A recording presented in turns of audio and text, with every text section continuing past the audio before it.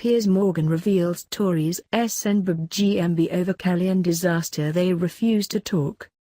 Piers Morgan announced the government have refused to appear on Good Morning Britain today after Carillon confirmed it is to take steps to go into liquidation. The construction giant announced its collapse after its lenders and the government failed to reach a deal to save the company. Millions of UK citizens will be affected by the closure. Carillon is a main supplier for the government with huge contracts, essential for public services. Carillon have built over 200 operating theatres for the NHS as well as 11,800 hospital beds and make 8,000 patient meals a day. What's more, it manages 50,000 armed force houses and maintains half of Britain's jails. Theresa May's government are expected to make a statement regarding the disaster imminently, but during Good Morning Britain today, Piers Morgan revealed that they rejected offers to appear on the ITV news show. "We've asked the government to come in and obviously they've said no," he told viewers following a report on the Carillon closure.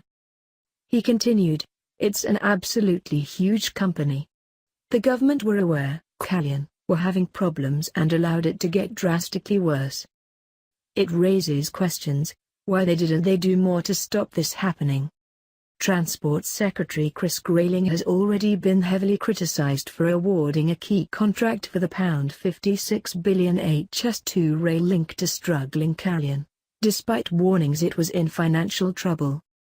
Liberal Democrat leader Vince Cable has accused the government of putting enormous amounts of public cash at risk. Former Business Secretary Vince Cable has unleashed a huge rant against the government, accusing the Tories of putting enormous amounts of public cash at risk.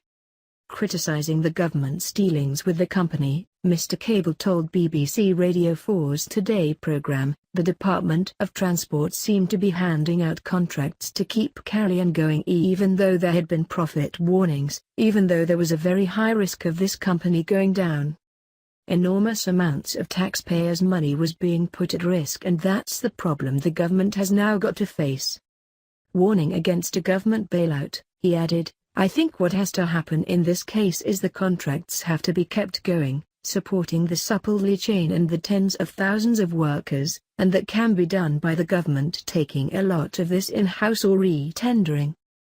The government can't just do a financial bailout. The shareholders and the creditors, the big banks, have got to take a hit. They can't just offload all the losses onto the taxpayer.